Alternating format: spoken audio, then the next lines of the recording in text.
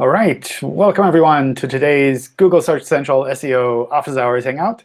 My name is John Mueller. I'm a search advocate at Google here in Switzerland. And part of what we do are these Office Hour Hangouts where people can join in and ask their questions around their website and search. Looks like a bunch of people are joining already, so I'm sure it'll be an interesting one.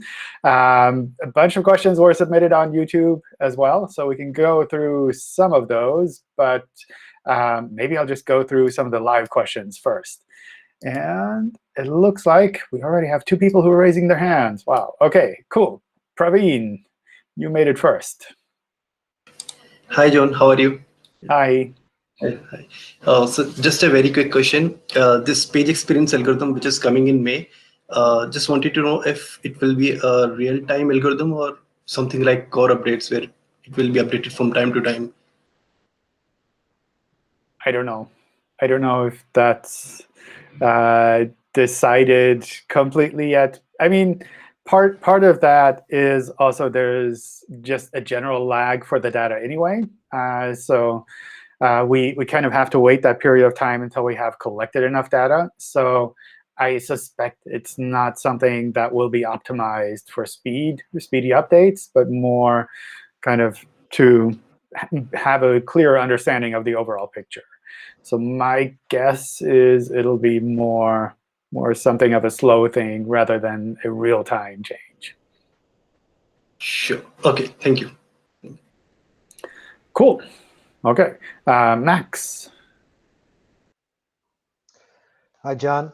I've got a couple of questions with regards to Core Web Vitals. So the first one is we recently updated our site, and now we're getting a 100% score in Lighthouse. But after deploying the changes, the amount of poor URLs have increased dramatically in Google Search Console being reported. So our poor URLs have gone up, and our good URLs have actually gone down. Now, I understand the difference between lab and field data, but it seems a bit weird that we're now getting a much better score in Lighthouse, the lab data 100% or 100, but now our real field data seems to be getting worse. And it just seems a bit strange that we've improved so much, but yeah, the real world data seems to be the opposite of that. Yeah. So I think one aspect that you need to take into account is the delay with regards to the Chrome user experience report data, which is that I think like 28 days period essentially during which the data is collected. So essentially, if you make a change now and you test it in Lighthouse or PageSpeed Insights, that's what you would approximately see in about a month with the data from Search Console. So that, from a timing point of view, that's a little bit decoupled. So if you made a change now and immediately afterwards in Search Console you see that it changed, then the change in Search Console would not be connected to the change that you just now made. Yeah, so we're aware of the 28 days delay, but we deployed it more than 28 days ago, and we still seem to be an increase in poor URLs. Yeah.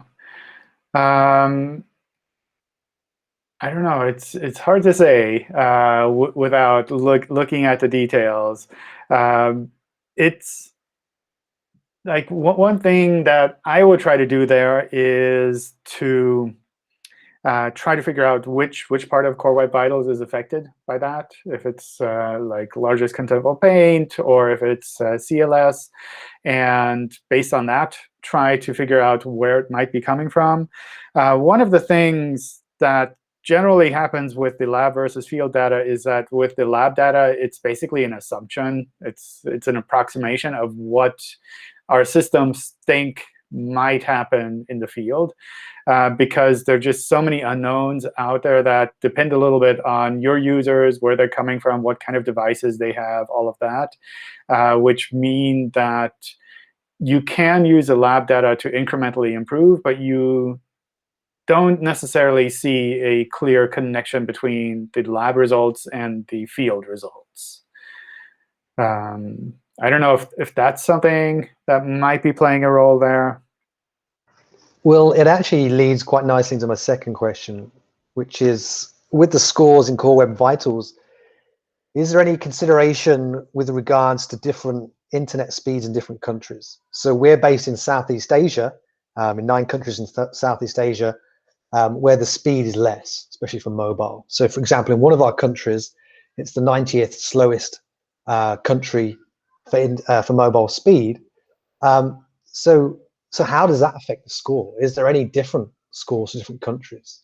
And then if there isn't, in some of our countries, our English-speaking countries, we're potentially competing with websites from other countries. For example, in the Philippines, we have a lot of Western websites in there. Okay, so a lot of their users will be from America, Europe, etc., where the speed may be faster, and there we're kind of competing against them, where our users are coming from the Philippines, where the speed is slower.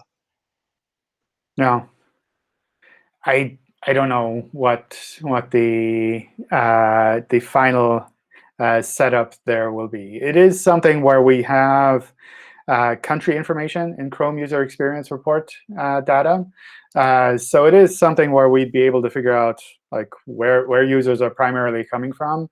But the general idea is still kind of that users should be able to have a good experience. And if the bulk of your users sees a slow experience, regardless of why, then essentially that's what will apply there. So that's, at least from what I know, that's kind of the general standpoint there. It's like if 90% of your users are coming from locations that are slow, and essentially 90% of your users have this kind of suboptimal experience with your site, then that's kind of what will be taken into account.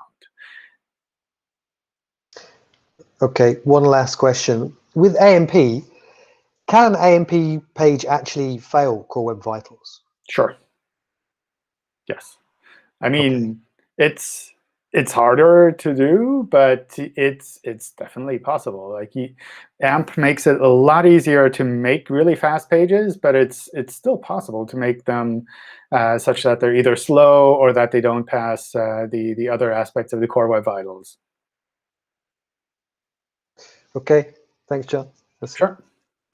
Rahul. Hi, John. Hi. So my question is about referral traffic. How does referral traffic improve search rankings for a particular page if that page is ranking for a certain keyword? No. It's sometimes useful to get traffic to your pages regardless, but we don't take that into account when it comes to ranking, primarily because you can have lots of different traffic sources that don't necessarily mean that your page is good. For example, if you go out and spend a lot of money on social media advertising, you might get a lot of people coming to your site. But just because there's a lot of people coming doesn't mean that we should be ranking it higher in search. Okay, one more question. Suppose we have a product, and in the particular niche we are having some competitor, like big competitor, Amazon or something. So what happens is actually their on-page SEO is brilliant. Like they are having 50 products on the first page. So obviously they are ranking on the top, and their page speed and everything is good. So my question is how to outrank them. I mean, what we can do? Like, it's extremely, tough. Yeah, it is tough. I don't think there is a simple solution for that. It's like if there are really strong competitors in a market, and it's a market where people have kind of grown, then breaking into that market is always going to be hard. I don't think there is a magic trick to doing that. But the good thing is, I think we occasionally hear from large sites as well that come to us and complain and say, oh, this small site is ranking for our terms now. Shouldn't we be ranking first because we're like the most well-known? And so essentially what I want to say is, like, it's not impossible to rank well when there is a lot of competition, but it's going to be a lot harder. Okay, thank you. Sure. Olaf. Sorry, I have to turn my microphone on. Hi, John. We got a serious problem with the project at the moment since last week. We got only for the Google Desktop bot, we got soft 404 errors, and the rankings daily decreasing only for desktop rankings, and we don't know what is the error. We can't find a solution for that. I think you also posted on Twitter. Twitter. On Twitter, right. yeah. There are several other people who had similar problems. With the other people, I was able to pick up the URLs and send them to the team, and I think they're looking into what is happening there. But if you want, maybe you can just drop your domain in the chat here, and then I can pass that on. No, it's a big German brand, so we can't do it. Because of Okay. Okay. Well, if you want to send it to me in some other way, let me know. I'm happy to pass it on. I think the team has found some things that they're looking into, but having more examples is always really useful. Yeah, it is a Google problem or our website problem. That would be. As far as I could tell from the information I have so far, is it's essentially a small change we made in the soft 404 detection, and somehow that's picking things up in weird ways. Okay, I will send you the domain or the URLs via Twitter in the private message. Okay, sounds good. Yeah, cool. Nicola. Hi, John. Maybe it's expected, but about the article in Search Central Block about providing better product information for shoppers. Does this apply to all type of review in the web? Because the product reviews in e-commerce left by customers, and they are not under our control. On the other side, are affiliate websites and their reviews, where the control is in our end. So can you share more information? How do you mean? So the affiliate sites, I understand, and what was the aspect that's less under your control? Yeah, in the e-commerce, the control is in our customers because they left the reviews. But in affiliate website, when we trying to promote some other business, the reviews is coming from our end in our content marketing team. Okay. So, yeah. So basically, if you have a product page and your customers can review it on the product page, that kind of thing. From my understanding, the changes that we made there are really specific to the more like the affiliate approach that you mentioned, where you're actively reviewing one product or multiple products on a separate page, not where the primary purpose is a product page, but where the primary purpose is really the review. Yeah, sure. That's it. Thanks. Perfect. Barry, what's on your mind? Hey, how are you? Okay, so you guys posted something in the Search Console data anomalies page talking about how the image starting on the 6th of this month, that performance report for image search impressions was updated to make it more accurate and so forth. The question is, can you describe more detail what changed? Like, is it counting the search results differently? Is it just the reporting? Like, can you tell us what changed there? I'd have to look it up again. I don't know offhand, but it's I'll try to figure it out what we can say there. My understanding is it's mostly a matter of how we track these and show them in Search Console. So not like a ranking change or anything like that. But I need to dig into the details because it was kind of weird and complicated. So I was just curious if it was more of like with Google Discovery, you started to track impressions in Chrome maybe in Google Images, maybe you're saying if the images show up in this carousel or that carousel, or maybe in a product-rich results, you're counting the image. I'm just curious if it's related to that or just a math change. I don't know. Okay, let us know. I'd have to dig into my emails. I remember that was like some relatively long and complicated thread, so I'd rather not try to interpret it on the fly. You can forward over to me. I'll take a look. Sure. I'll just send you my email login. Thanks. The two-factor is going to be annoying, but if you wanted to send me that QR code, that'd be useful. I don't know. GK. Hey John, my AMP pages passed the CWB test. Is it enough, or we should optimize my mobile version? If we show the AMP pages in search, then that's what we will use. So usually for modern browsers, we would probably show the AMP pages, especially if they're valid AMP pages.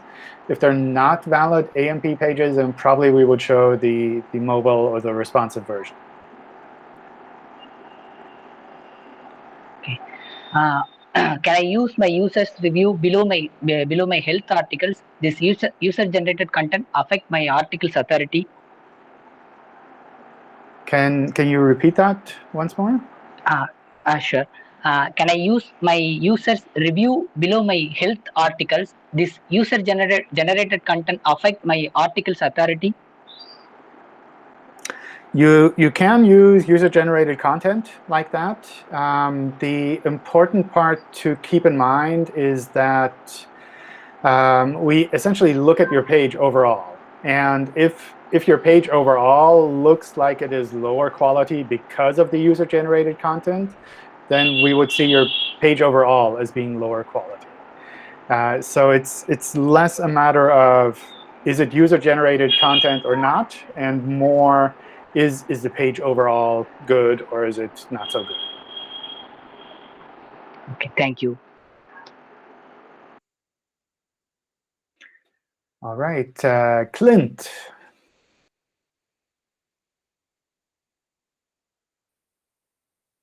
Oh no, we can't hear you. Sorry, morning.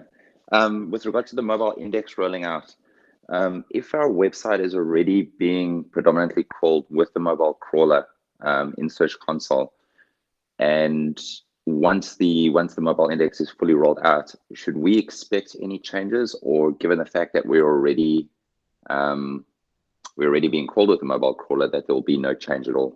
Yeah, I wouldn't expect any change. All right, thank you. All right, Rob. Thanks, John. I have an international sitemap question. So the advice on Webmasters is that having a separate international sitemap seems to help, but it really talks about in conjunction with hreflang and language tags, etc. So our site, the new one, is global, but we do break it down by country, but it's all English. But is it still helpful for the crawl to have a country level XML sitemap, or does it not matter until you get to 50, 100,000 URLs? Yeah, you don't necessarily need a country-specific sitemap file. I think for country-specific content or localized content, if you use hreflang, then you can put that in a sitemap file, or you can put that into the head of the page. But we don't really differentiate between the source of the hreflang annotations. So essentially, the hreflang side is the part which is relevant for us. And how you split things up into sitemaps is totally up to you. Some people split it up in logical sections. Some people by country. Some people just, I don't know, split it up alphabetically. It's totally up to you. But it doesn't. There's no technical reason why one would be easier for you. No, I mean, for us, it doesn't matter. Like on your side, the one reason why you might split things up into separate sitemap files is so you can track it separately in Search Console. Well, we have each of the subdomains broken down, the countries in Search Console. Yeah. Well, we've added each country separately so that we can do the geographic targeting, and so we're getting some errors to say this is indexed but not in a sitemap. That's like totally up to you. In general, I would try to make the sitemap file comprehensive, but if we're already crawling those pages, if we're indexing things well enough, then that's... And what if we have both? If we have the global sitemap, but then we still have the country level, is that going to confuse things? No, that's fine too. Okay. I'll do both then, I think, just to cover. Mihai looked like he had an opinion there. No, he doesn't. No, doesn't. No. Okay. Okay. Lucky. Okay. I'm sure he has many opinions, maybe outside of sitemaps. Rushlika. Yeah. Hi, John. I have a question regarding like when we are searching for a web search for our site link, our site homepage doesn't pop up.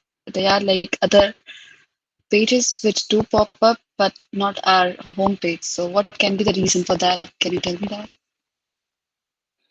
So what would you be searching for there? It's like site colon and our site link, like everythingneon.com. Okay. And you just don't see your homepage ranking first in there?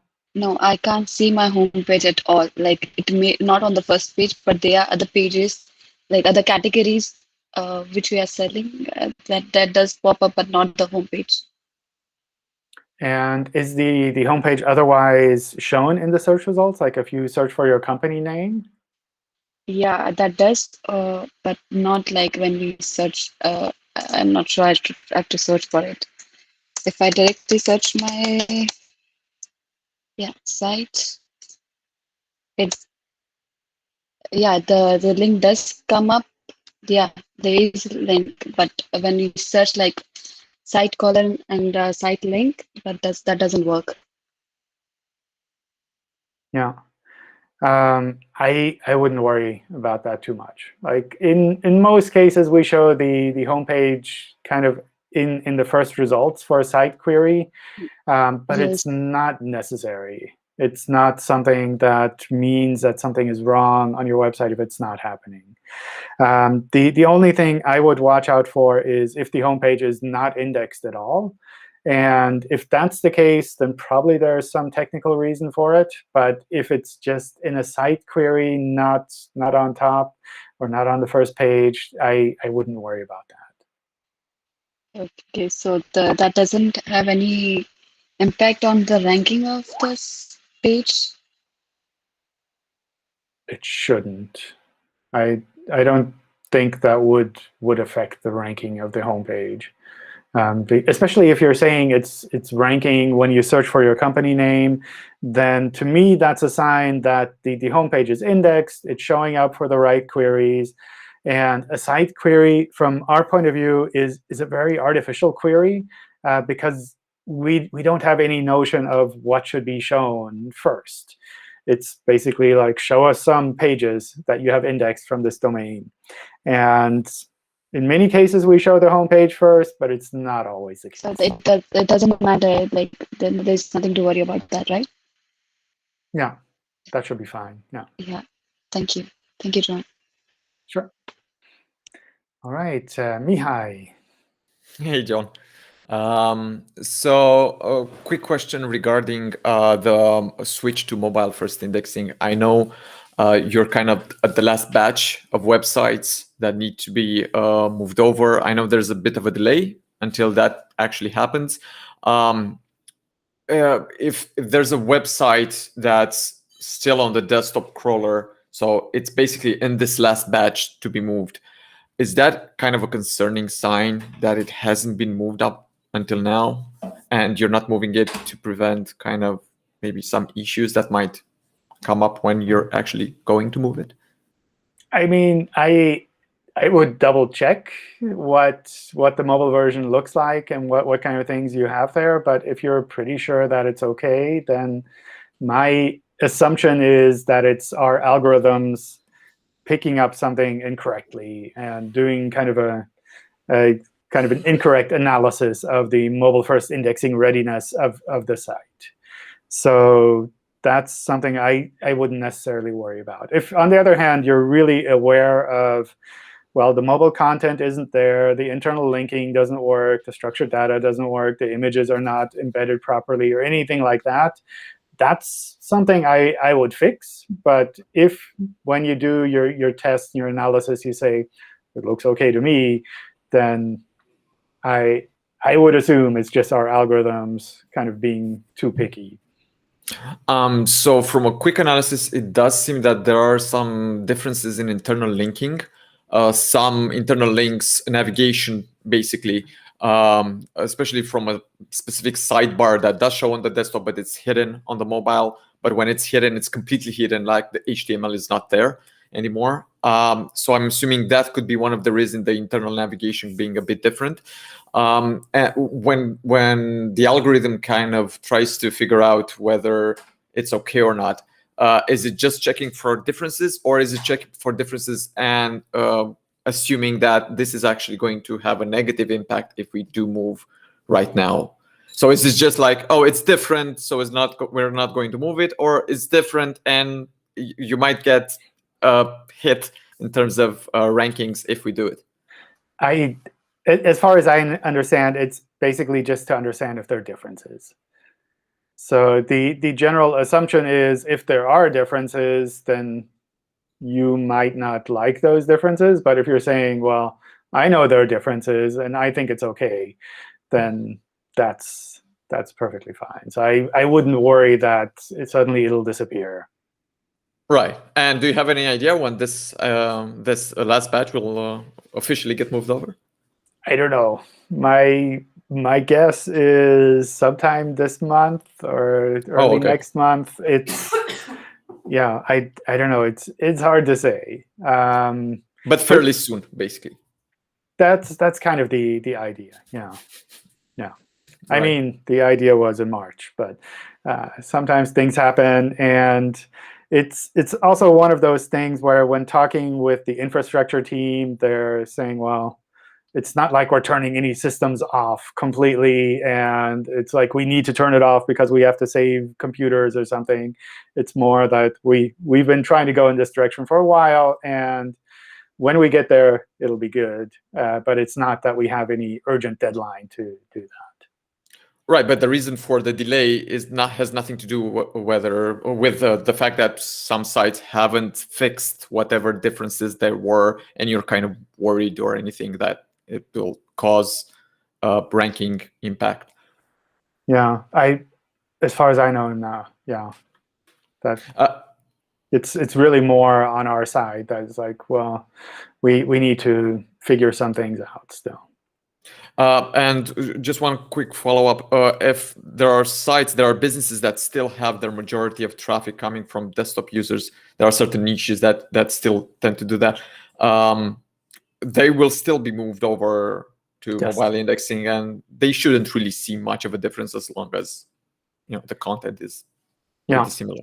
Yeah, I mean, as long as the mobile website is like this page is not available for mobile users, then that should be fine. Like there are lots of sites out there that just have a desktop-friendly homepage, and maybe they're selling something that make more sense on desktop, like, I don't know, Windows apps or something like that.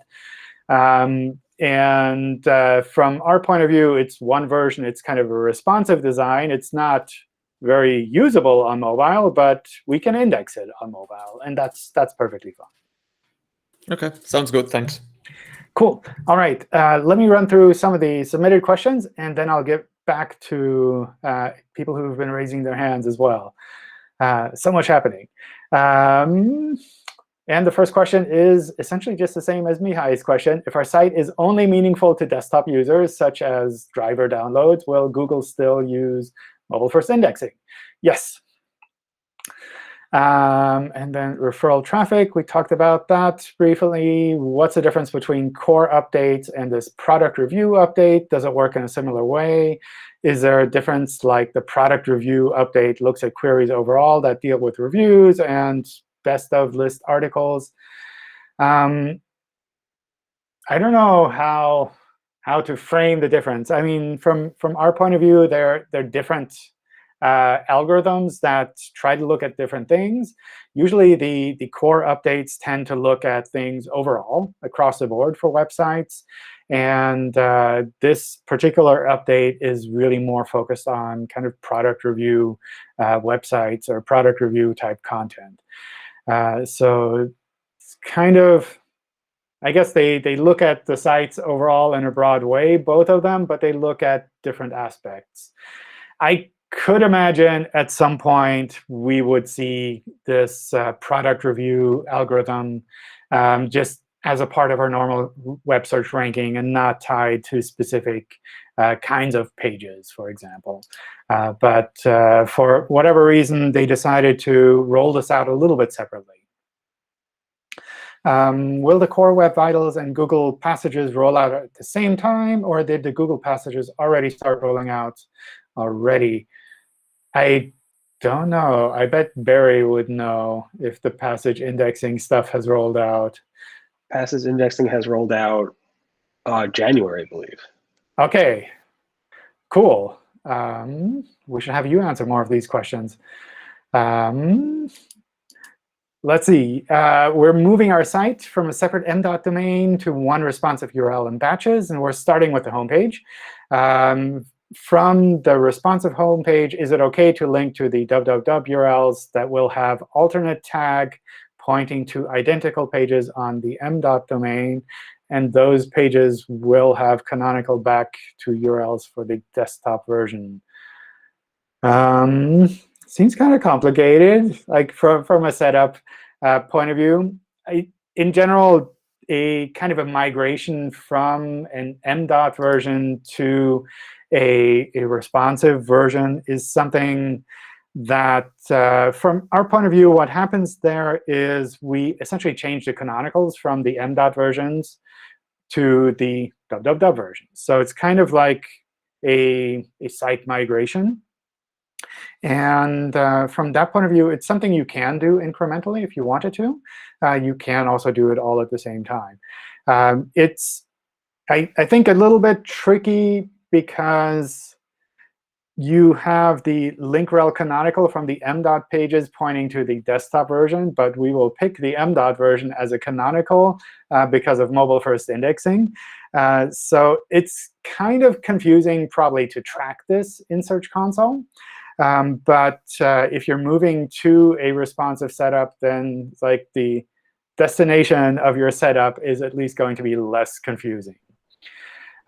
So from my point of view here, what I would watch out for is that you move things over incrementally, if you prefer to do it incrementally, and that you make sure that all of your internal links and redirects and things like that they're updated as well as you move things over. So if you move the home page over, then make sure that the internal links go to your new home page. And if you have structured data on your home page, then make sure that applies to your new home page URL as well. If you have things like hreflang annotations or rel canonical or any other kind of URL-based metadata on these pages, make sure they also apply to the new home page URL. So that's kind of the thing I would watch out for here. I suspect it'll be hard to track this in Search Console because of the weird m.dot being canonical but not flagged as canonical thing. But you should see how things settle down on the www version over time. So kind of the tracking part is the only one where I'd say it's probably a bit confusing to follow along. But moving things over, at some point, it just makes sense. And it'll all be a lot easier when you have a responsive design where you just have one URL for the piece of content. Are floating mobile ads on AMP always going to be non-compliant for core Web Vitals because it always fails to pass the test with that ad type? I don't know. I haven't looked at specific ad types on AMP, but I forgot who it was before who asked, like, are AMP pages always going to pass Core Web Vitals? I guess this is one example where they don't pass Core Web Vitals. And my assumption is that this is based on the CLS score. I don't know, like this specific example here. But my assumption is it's based on the CLS, which is based on how things move around on a page as a user interacts with the page. And that's something where we do have some changes lined up in regards to how we measure CLS. There was just, I think this week, a blog post on that. So it might be that it'll get better in that regard. It might also be that this specific type of ad is just annoying for users, and it does perhaps cause bad scores. So if you really want to keep that ad type and you see it doesn't pass the Core Web Vitals because of it, then you kind of have to make that decision. Like, do I keep the ad type because it's useful for me, or do I focus on Core Web Vitals? It might also be something where you say, it's like, I will just watch out to see what happens when Core Web Vitals roll out, and I'll decide based on that. If a website covers both YMYL, so your money or your life topics, as well as non-YMYL, non-sensitive topics, and for some reason we're unable to establish EAT, so kind of expertise, authority, trustworthiness in the eyes of Google algorithms, does the rank of all articles on the website get hit, including the non-YMYL topics, as well as where the required EAT score is relatively low to rank well, or just those that belong to the YMYL category? It's really hard to say. So we don't have an EAT score. So kind of first off, so it's not that we look at one metric and we say this is the score for the authoritativeness of your website overall. That's kind of one thing on the side. The other thing is, I think if you have a website that covers very sensitive topics as well as very trivial topics, then it's always going to be challenging for Google's algorithms to figure out how to deal with that website. So regardless of anything around YMYL or EAT or anything, if you have this mix of very polar opposites almost with regards to content, then I would assume that Google's algorithms are always going to struggle with figuring out how to rank your website. And it might be that they tip over and say, oh, this is actually a pretty good website overall, and everything will rank better. It might be that they tip over and say, oh, actually, there's a lot of really trivial, useless stuff on this website. We will not rank it better. And it's also possible that we can figure out the kind of the clear separation between those two areas and try to rank them individually. But that's not guaranteed. So one place where the separation is often a little bit more visible is when it comes to adult content. If a website has adult content and kind of non-adult content, or I don't know, like more general content, and if we can recognize that there's a clear separation between those two areas based on the URL structure, for example, if you have a subdomain or if you have a clear subdirectory for a specific type of content, then it's possible that we can learn that this part of the website should be treated like this, maybe with safe search, and the other part is not treated with safe search, but it's not guaranteed. So essentially what I'm saying is, if you really want to make sure that Google treats these as completely separate websites, then you probably need to make them separate websites. If you do want to kind of keep this mix of very sensitive and very trivial content, like I'm probably exaggerating, I don't know your website, then you kind of have to assume that Google's algorithms might go one way at one time. They might change their direction at some point over time. It might be that we can figure out the split between them. But especially if there's no clear URL structure split across them, then it's very possible that we will just treat this as one website overall and not as some like completely separate areas.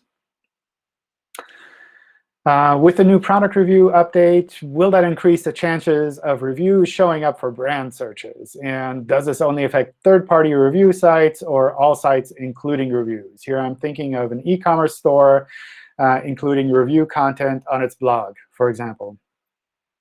So my understanding is if you have a review blog post, that would essentially be what this algorithm is for.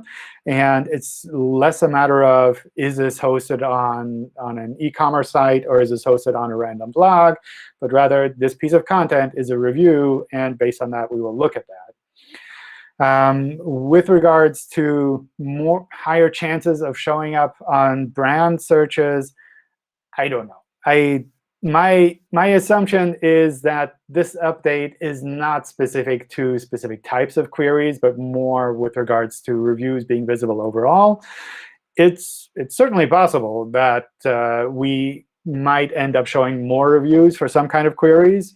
My guess is this is probably something that we will experiment with over time, and we'll try things out. And some things will make sense, and some things will fail miserably. And we'll try to improve the things that make sense and kind of keep focusing on those.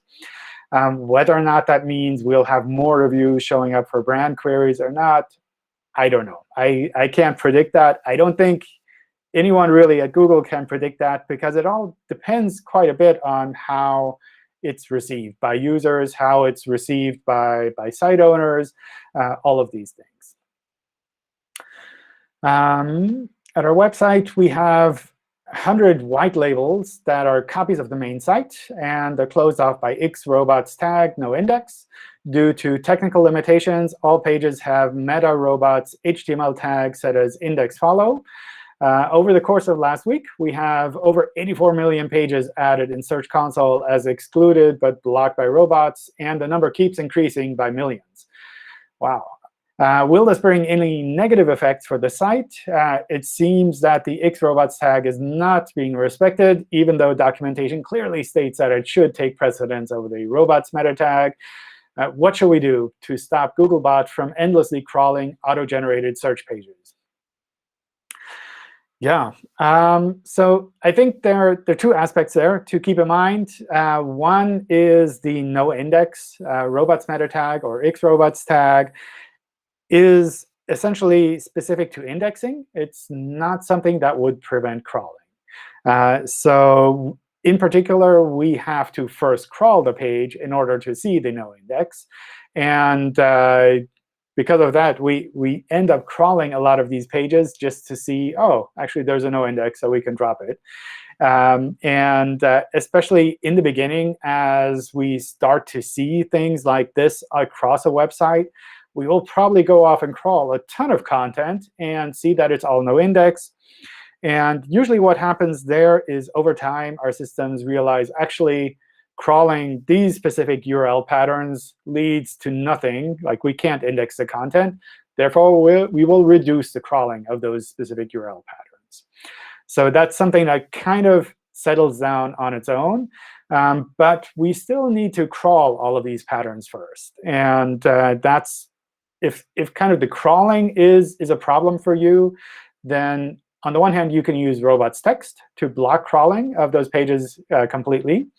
The tricky aspect with robots text is that it doesn't prevent indexing necessarily. So with robots text, we wouldn't be able to look at the page, and we wouldn't know there's an xrobots tag with a no index associated with the page. So it's possible that we might still index these pages without the content. In practice, that means if you do a site query for those URLs, you might see those URLs shown without any snippet. But they're unlikely to rank for any kind of normal queries that you're trying to target, because we don't have any content for those URLs. And probably we have one version of the content already in our index from your main site, and we'd be able to rank that. So theoretically, you'd see those indexed. In practice, probably not so. That's kind of one approach there. The other approach is you could tell us to reduce crawling overall. And if we reduce crawling overall, our systems tend to kind of scale back in a way that they focus on the more important URLs rather than the bulk of the URLs that we find. And that generally results in us focusing more on the actual URLs that you care about. You can set that in Search Console. And there's a third thing that you could potentially do if you're seeing that this is causing serious issues across your site, and you don't want to just generally dial back the crawling overall. There's a reported problem with Googlebot form in Search Console as well, where you can report specifics of crawling issues that you're running into. And that goes directly to the Googlebot team, who can take a look at that and see if they need to tune anything on our side. So those are kind of the approaches there. I think my general recommendation would be to focus on just keeping the no index in place and letting it settle down. But if that's kind of feasible from your side, that's more up to you. I'm building a new website for a client in a suburb of a large metro area. In the URL, title tags, meta description, etc., should I use the name of the suburb or metro area? They draw from many other suburbs and the city itself. I know you've mentioned we should not do separate location pages. That's unfortunately a lot of device I'm seeing online. So if the location is really important and relevant for this website, I would definitely mention it on the website and in the title, things like that. One thing that I've always seen as being kind of useful with regards to titles in particular, probably also with the snippet, is that you can test some of this specifically in search by using ads. It's not that I want to recommend you run ads so that you can do better SEO, but it's more that when you're doing this kind of A/B testing with regards to which title works best, which snippet works best, with ads, you can just quickly swap between the different versions, and you can kind of see the results of that fairly quickly. You don't need to spend a lot of money on ads to do that. You kind of see the effect fairly quickly. And then based on the results that you see there, that's something that you can use and then implement on your pages itself and say, well, this kind of title tag performed the best in our ads. Maybe it performs well in search as well. I wouldn't assume that it's going to change the ranking significantly. But when you're shown in search, at least it makes it a little bit easier to get that click from users. Let's see. I've seen issues like invalid traffic that's being reported by AdSense. I'm kind of out of ideas to eliminate the bot traffic. I don't know, like how AdSense deals with that. It's hard to say. So I've heard some people block individual countries because they see a lot of problematic traffic from individual countries. Personally, I don't really like that approach because Switzerland is one of those weird countries as well. And people tend to say, oh, this is not a European country, I will block it. So I don't like it kind of from a personal point of view. But if you're seeing significant issues with traffic from an individual country, then maybe that makes sense. From a search point of view, we primarily crawl from the US. We don't always crawl from the US, but we primarily do so. And essentially, that means if you need to block individual users in individual countries, then you need to make sure that you're not blocking Googlebot, so you're not blocking users in the US, for example. So that's kind of the search-specific aspect I would watch out for there. If you need to block individual countries, just make sure that that's not a country where Googlebot is crawling your site from. You can confirm kind of Googlebot traffic with a reverse DNS lookup if you want to do that. But essentially, like for most websites, we would crawl from the US. I think it's very rare that we would crawl sites from other locations. And we generally don't crawl sites from multiple locations. So it's not going to be the case that we would crawl from the US and from, I don't know, Singapore or some random other country. We would generally pick one country to crawl this website from. So based on that, the important part for search is really that you're not blocking users from the country where Googlebot is crawling from. If you're blocking them from other countries, that's kind of up to you. It also means that you might be blocking legitimate users from those countries. So I wouldn't just randomly do that. But if you're seeing significant issues, then that might be an approach. How do I encourage customers to write reviews more particular about the product? I don't know. That's almost more of a marketing question. I feel like I don't really have experience to help answer that. Let's see. Bunch more questions, but we're kind of running low on time. So maybe I'll just switch back to live questions from you all and pause the recording once the hour is over. I can still hang around a little bit longer for more questions from all of you as well. Let's see. Ritu.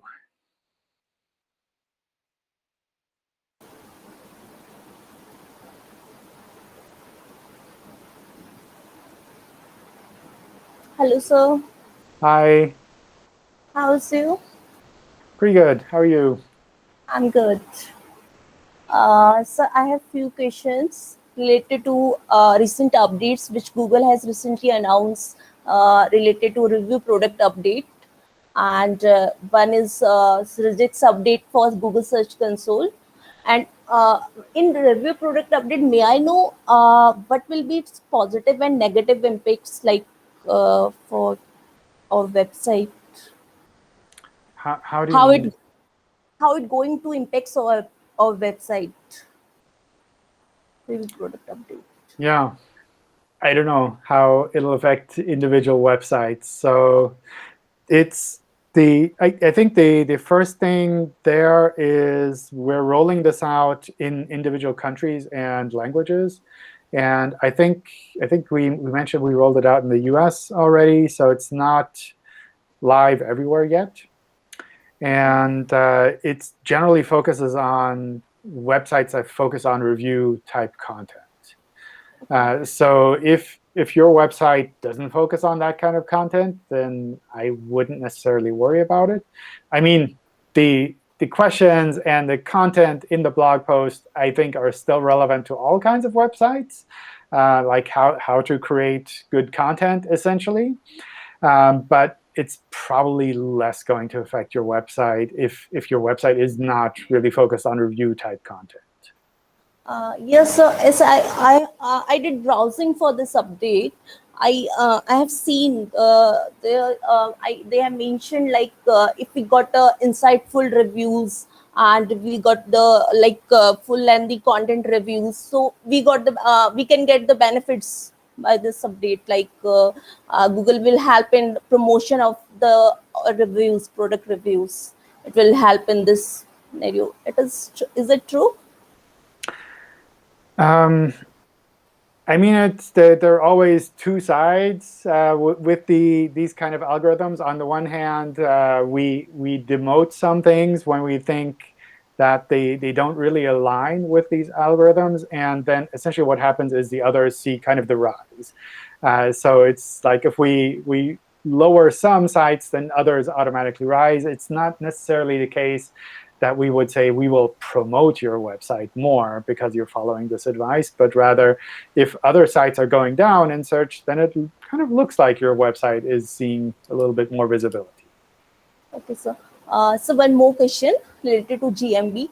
Actually, recently Google has updated. We can't update our phone number and call to action there. So may I know, is there an impact if our listing appear in Google search results?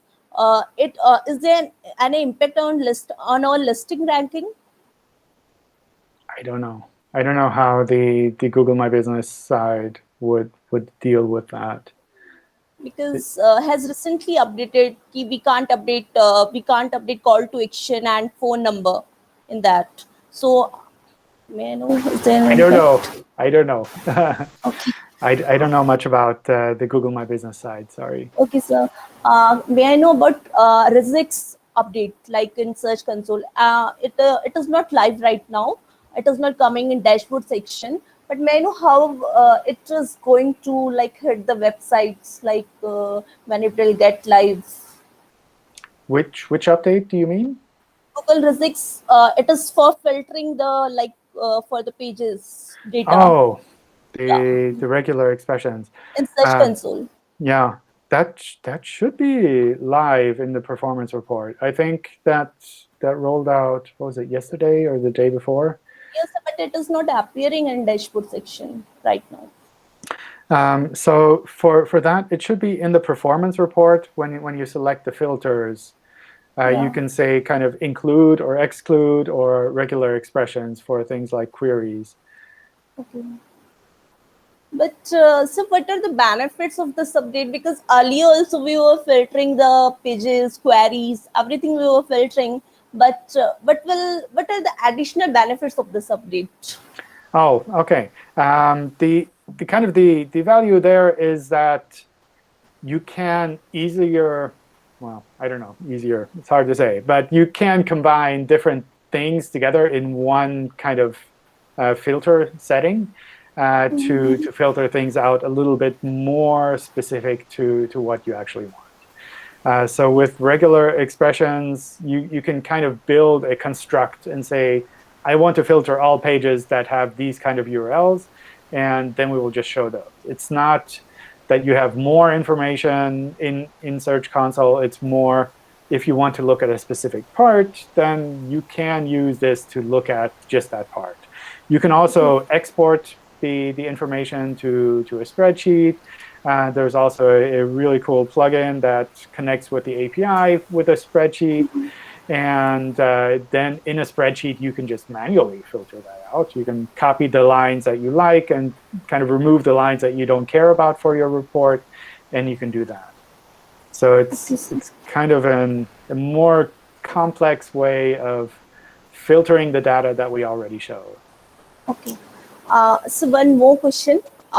It is related to core web vital issues. I am seeing daily. I'm doing research on daily basis, and I'm seeing core web vital issues is recently hit our website, and it is going to badly impact our website if we are going through these issues. So, but like earlier also, I have asked this question with you, and but I'm not getting a perfect solution for this, and I want to resolve my website issues for we are facing lots of core web vital issues, and but may I know before hitting this update how it is going to hit our website? Like what will be its impact? It will impact our ranking, obviously, and apart from the ranking, what will be impacts? Like, you know.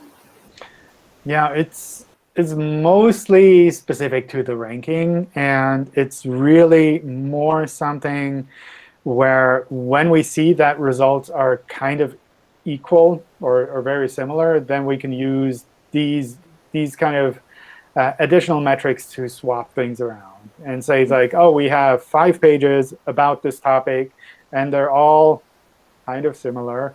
Then we can use kind of the core web vitals and say, oh, but this page kind of meets the thresholds for core web vitals. Maybe we should show it a little bit higher.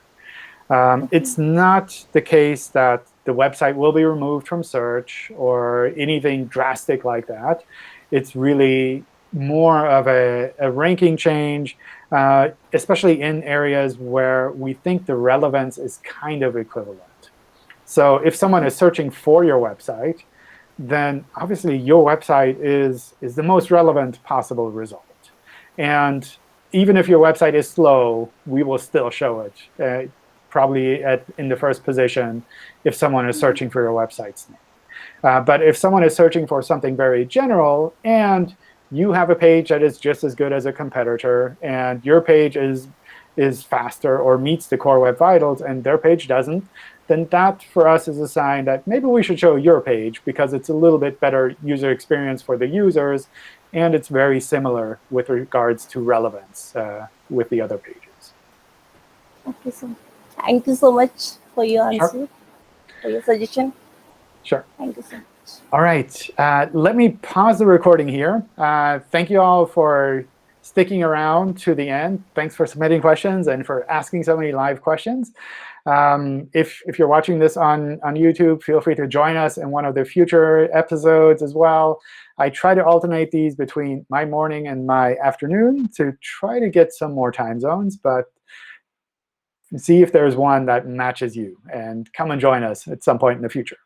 All right, let me pause.